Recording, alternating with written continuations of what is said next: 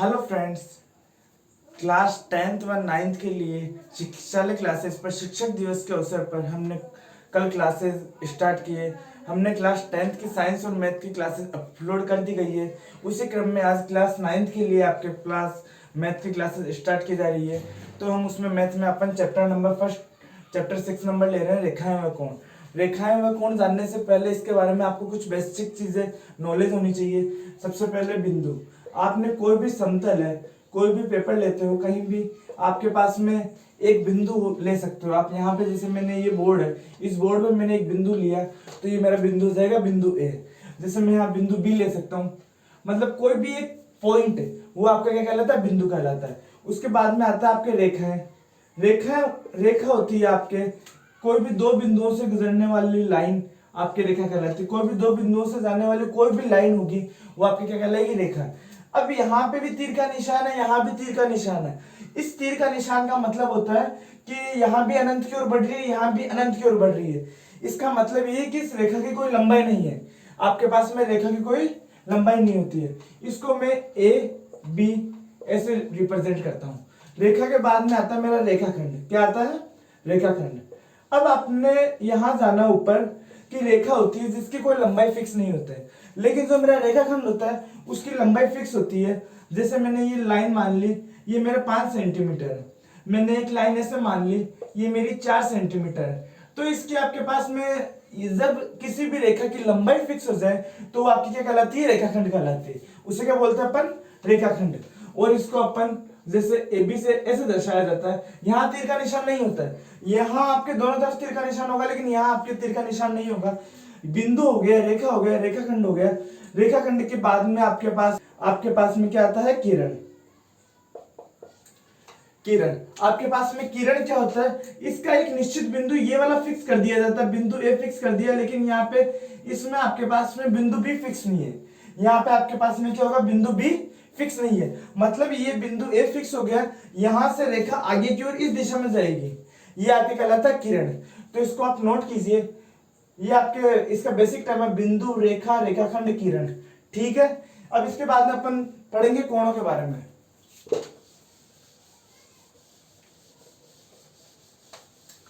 इसके बाद में आता है आपके कोण। कोण होता क्या आपके पास में, कोण। मैंने कोई भी दो किरण ली, मैंने क्या किया, कोई भी दो किरण ली। ये किरण है मेरे पास में ओ ए और दूसरी किरण है ओ बी। अगर मैंने कोई भी दो किरण ली और उसका शीर्ष, इसको क्या बोला जाता है, शीर्ष बोला जाता है। इसको क्या बोला जाता है, शीर्ष। अगर कोई भी दो किरण ली, उन दोनों किरण का शीर्ष एक ही बिंदु है, उन दोनों किरण का शीर्ष मेरे पास में एक कॉमन बिंदु ओ है, तो आपके पास में जो इनके बीच के बनने वाला एंगल, जो इनके बीच के जो भी बनता है उसको अपन बोलते हैं कोण। उसको अपन क्या बोलते हैं, कोण। इसको अपन X Y Z A B C theta alpha beta इससे प्रदर्शित किया जाता है। इसको ये पता चला आपके पास में कोण क्या होता है, कोई भी दो किरण है, अगर उसका एक ही शीर्ष हो तो आपके पास में क्या होगा, वो कोण कहलाएगा। ठीक है। उसके मध्य की जो भी आपके पास में होगा वो क्या कहलाएगा, उसका कोण कहलाएगा। ये कोण हो गया। कोण के बाद अपन देखेंगे कोण के टाइप्स, कोण के प्रकार। क्या देखेंगे अपन, कोण के प्रकार।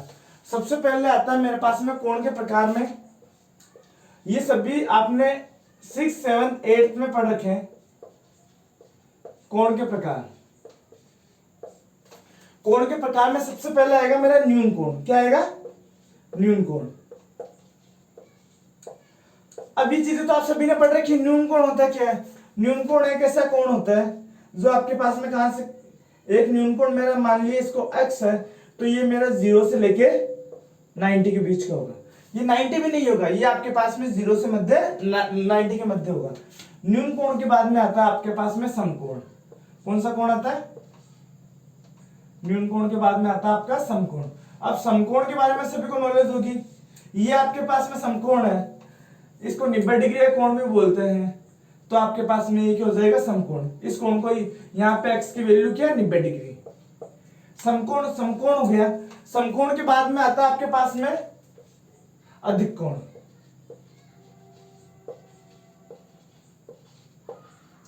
जैसे मैंने ये कोई भी बनाया,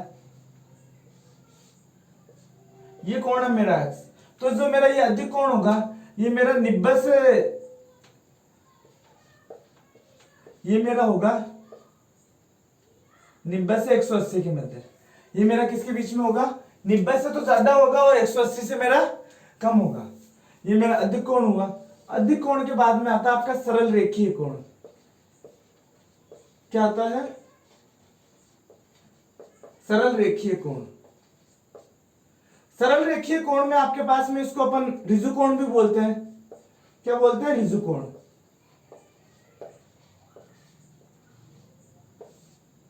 ये जैसे ये बिंदु है तो ये आपके कितना कहलाएगा? ये आपके एक सरल रेखा बनाता हुआ कोण कोई भी होगा वो कितना कहलाएगा? सरल रेखीय कोण। देखो सबसे पहले न्यून कोण पढ़ा अपन ने, 0 से 90 के बीच में होगा। समकोण होगा जो एकदम फिक्स 90 का होगा। अधिक कोण होगा जो 90 और 180 के मध्य होगा। सरल रेखीय कोण या ऋजु कोण जो आपके पास में फिक्स 180 का होगा। उसके बाद में अपन पढ़ेंगे कोणों के प्रकार में ही सरल रेखीय कोण, और आपके पास में उसके बाद में कोणों के प्रकार में ही पढ़ेंगे अपन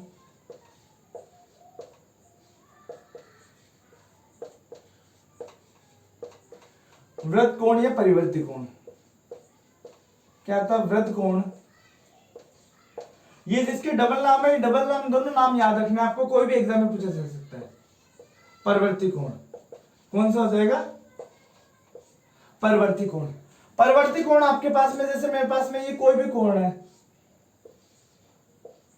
ये कोई भी कोण है, जैसे माना ये x है तो आपके पास में क्या हो जाएगा? x हमेशा 180 से 360 के बीच का होगा। कितना होगा? 180 से 360 के बीच में परिवर्ती कोण है। इनके बारे में भी आप अच्छे से समझोगे, आप टेंशन मत लीजिए। आप ये सारी चीजें करेंगे अभी अपन। एक होता है मेरा संपूर्ण कोण। क्या होता है? संपूर्ण कोण। संपूर्ण कोण कौन सा होगा? जैसे मेरे पास में एक लाइन ली और ये पूरा कोण बना रहा है, अगर यहाँ पे x की वैल्यू क्या हो जाएगी? 360। संपूर्ण कोण मतलब ये यहां से स्टार्ट होता है, ये कोण ऐसे घूम के यहाँ पे आ रहा है, ये आपके पास में कितना हो जाएगा? 360 का कोण। अब आप कभी भी कोई भी कोण माप रहे हो तो आपको कोण हमेशा कहां से नापने होंगे? घड़ी की उल्टी दिशा में। जैसे मैंने ये कोण बनाया, मैंने ये कोण ऐसे मापूंगा मैं घड़ी की उल्टी दिशा में। घड़ी ऐसे चलती है आपके, और आपको घड़ी की उल्टी दिशा में मतलब एंटी क्लॉकवाइज दिशा में नापना। अगर मैंने ये कोण बनाया तो ये मैं ऐसे करूंगा, अगर मैंने ये कोण बनाया तो मैं ऐसे नापूंगा इसको, अगर मैंने ये कोण ऐसे बनाया तो मैं इस कोण को ऐसे नापूंगा, अगर मैंने ये कोण ऐसे बनाया तो मैं इस कोण को ऐसे नापूंगा। ये आपके पास में क्या होता है? तो यहां से यहां तक आने में आपके पास कितना डिग्री कोण हो गया? 360 का।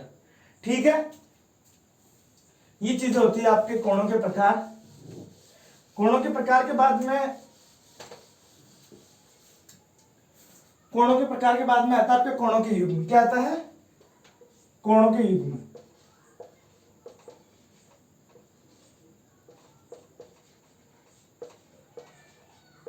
कोणों के युग्म। कोणों के युग्म में आपके मेन दो कोण आते हैं। पहला कोण होता है पूरक कोण।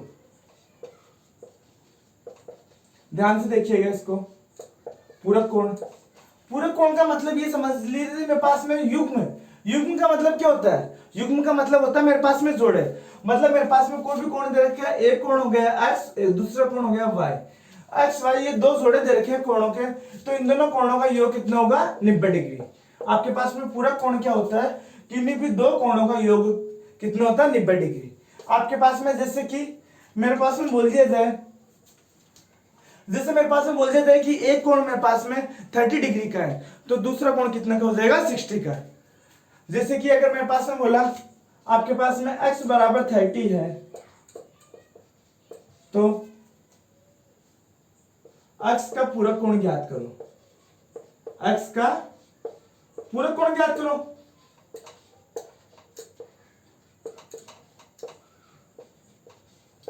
x का पूरक कोण ज्ञात करोगे तो x का पूरक कोण क्या हो जाएगा मेरे पास में? मैं इसको 90 में से माइनस कर दूंगा। क्या कर दूंगा? 90 माइनस 30, और मेरे पास में क्या वैल्यू आ जाएगी? 60।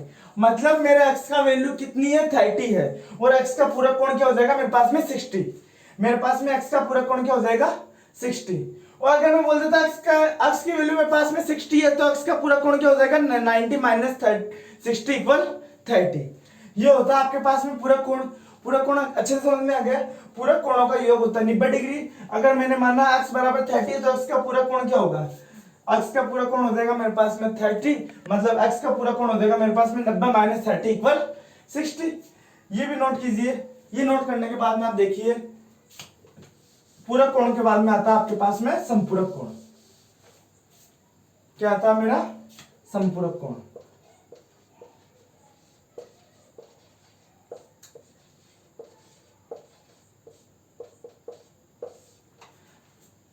पूरक कोण के बाद में मेरे पास में आता है संपूरक कोण। वही कोणों के योग में अगर मेरे पास में किन्हीं दो कोणों का योग मेरे पास में क्या आ जाए 180। दो कोणों का योग अगर मेरे पास में 180 आ जाए तो मेरे पास में क्या कहलाएगा संपूरक कोण। अब मेरे पास में बोल दिया जाए कि जैसे कि मेरे पास में x की वैल्यू मेरे पास में 90 है तो x का संपूरक कोण, वहां पे आप 90 में से माइनस कर रहे थे, यहां पे आपको किस में से माइनस करना है 180 में से माइनस करना है। किस में से माइनस करना है तो x का संपूरक कोण क्या हो जाएगा, x का संपूरक कोण इक्वल मेरे पास में 180 माइनस 90 तो कितना हो गया मेरे पास में। तो x का 90 डिग्री है और x का संपूरक कोण भी कितना हो जाएगा 90 डिग्री। अगर मैं यहाँ पे x की वैल्यू 150 लेता तो आपके पास में 150 लेता तो x का संपूरक कोण क्या हो जाता, x के 180 में से 150 गए तो मेरे पास में x का संपूरक कोण आ गया 30 डिग्री। इसको नोट कीजिए। ये नोट करने के बाद में आपके पास में देखना होगा कोणों का समद्विभाजन। क्या देखेंगे अपन यहाँ पे कोणों का समद्विभाजन।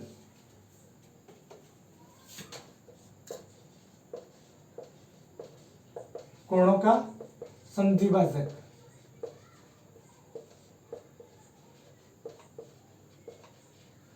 ध्यान से समझना इसको। जैसे मेरे पास में ये कोण दे रखा है, ये किरण है मेरे पास में, ये O है, ये A है, ये B है। इसका मेरे पास में कोण दे रखा है। कोण क्या दे रखा है मेरे पास में x। अब मुझे x का समद्विभाजक निकालना है। मतलब मेरे पास में बोल दिया गया यहां आपके पास में कोण है, कोण AOB। मेरे पास में कोण है AOB का समद्विभाजक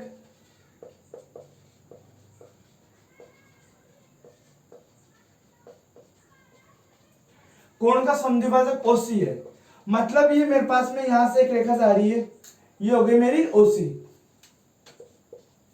यहां इसका समद्विभाजक क्या दे रखे हैं यहाँ पे OC। अब ये समद्विभाजक का मतलब होता है क्या है, यहाँ पे समद्विभाजक का मतलब होता है समान दो भागों में बांटना। मतलब यहाँ पे मेरे इसका मान हो जाएगा x/2 और इसका मान हो जाएगा x/2। यहाँ कोण AOB का समद्विभाजक OC है तो मेरे पास में ये टोटल x दे रखा है। तो अगर ये आपके पास में x कोण दे रखा है, जैसे माना मेरे पास में यहाँ पे ये 50 डिग्री दे रखा है तो ये 25 डिग्री हो जाएगा, ये 25 डिग्री हो जाएगा।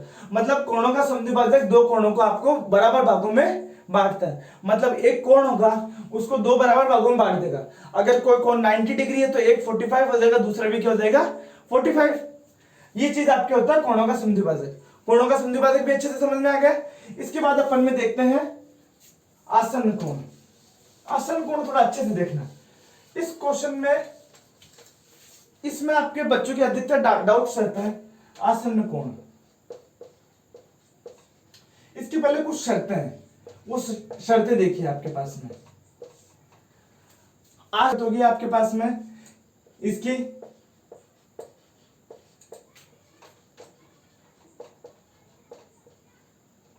उभयनिष्ठ।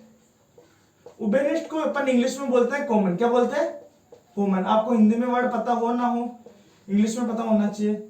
इसकी उभयनिष्ठ भुजाएं होगी, भुजा होगी, इसकी उभयनिष्ठ भुजा होगी। अब यहां पे देखो इसका उभयनिष्ठ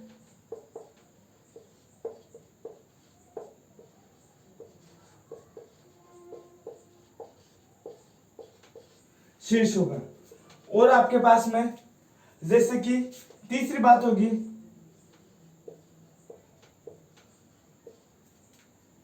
इसके उभयनिष्ठ नहीं होने वाली भुजा।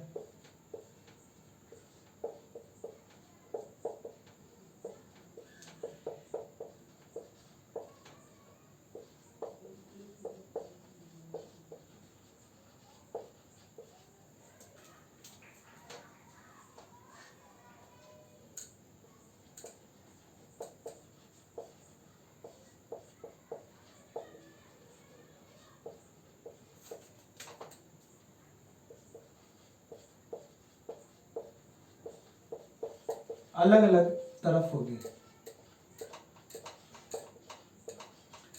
इन तीनों चीजों को ध्यान से देखना। इसकी उभयनिष्ठ भुजा होगी सबसे पहली बात, इसका उभयनिष्ठ शीर्ष होगा।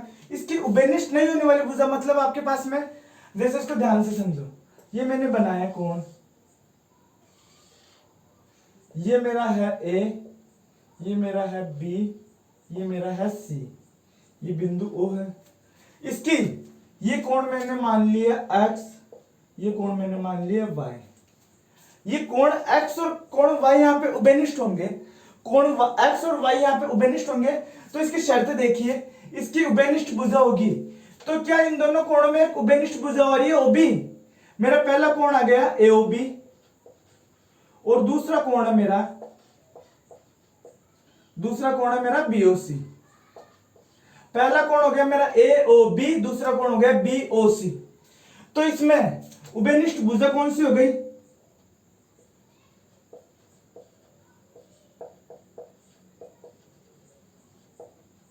उभयनिष्ठ भुजा मेरी OB हो गई। उसके बाद में आपके पास में उभयनिष्ठ शीर्ष हो गया, उभयनिष्ठ शीर्ष हो गया मेरा O। उसके बाद में इसकी उभयनिष्ठ नहीं होने वाली भुजा, मतलब इसकी उभयनिष्ठ भुजा नहीं है, AOA और OC दोनों उभयनिष्ठ भुजा नहीं है। जो उभयनिष्ठ भुजा के अलग अलग तरफ होगी, मतलब एक उभयनिष्ठ भुजा के ऊपर की तरफ होगी और एक उभयनिष्ठ भुजा के नीचे की तरफ होगी। ये चीज आपके तीसरा पॉइंट कहना चाह रहा है, मतलब तीसरा पॉइंट कहना चाह रहा है, जो भुजा उभयनिष्ठ नहीं है, मतलब उभयनिष्ठ भुजा उसके अलावा जो भी उभयनिष्ठ भुजा नहीं है, एक भुजा OA है, एक भुजा OC है। तो जो ये मेरी जो उभयनिष्ठ भुजा नहीं है, वो उभयनिष्ठ भुजा के एक ऊपर होगी, दूसरी नीचे होगी। अब इसको कोण, तो आसन कोण क्या होता है मेरे पास में, जिसमें एक उभयनिष्ठ भुजा कॉमन हो, एक उभयनिष्ठ शीर्ष हो, और एक जो उभयनिष्ठ भुजा नहीं है वो एक उभयनिष्ठ भुजा के ऊपर हो, दूसरी नीचे हो, मतलब ये आपके पास में हो गया। इसको रफ कर देता हूं मैं। इसके बाद में आपके दो चीजें और हैं जो आज अपन पढ़ेंगे। आपके उसमें होगा कोणों का सरल रेखीय युग्म। क्या देगा, कोणों का रेखीय युग्म। ये कुछ नहीं कर रहा, जो संपूरक कोण था ना उसी को थोड़ा डिफाइन कर रहा है और कुछ नहीं है इसमें। जैसे कि मेरे पास में एक है, एक सरल रेखा है, रेखीय युग्म में एक सरल रेखा है। अगर मेरे पास में एक रेखा पे बनने वाले सभी कोण, ये मेरा कोण A है, कोण B है, कोण C है, मेरे एक रेखा पे तीन कोण बन रहे ABC, तो तीनों कोणों का योग कितना होगा, 180 होगा। क्योंकि सरल रेखीय कोण का योग कितना होता है, 180 होता है सरल रेखीय कोण। तो सरल रेखीय भुजा पे बनने वाले सभी कोणों का योग कितना होता है, अगर दो कोण बनते तो उन दोनों कोणों का योग भी 180 होता। अगर पांच कोण बनते इस पे तो पांच कोणों का योग भी कितना होता, 180 होता। उसके बाद में आता आपके उसके बाद में आता है शीर्षाभिमुख कोण।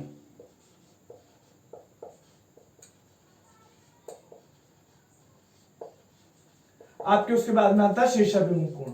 अब आपके पास में शीर्षाभिमुख कोण क्या होते हैं, जैसे मैंने कोई भी दो रेखाएं, ये रेखा इस रेखा को प्रतिच्छेद कर रही है, दो रेखाएं ही चाहिए मुझे, इसमें कितनी रेखाएं चाहिए, दो रेखाएं, एक दूसरे को काट रही है। अगर इसके आमने सामने वाले कोण, ये कोण x हो गया, ये कोण y हो गया, ये कोण मेरा a हो गया, ये कोण मेरा b हो गया, तो यहाँ पे कोण x बराबर कोण y होगा और कोण a बराबर कोण b होगा। क्यों होंगे दोनों बराबर, क्योंकि ये कौन से कोण है, शीर्षाभिमुख कोण है। कौन से कोण है, शीर्षाभिमुख कोण।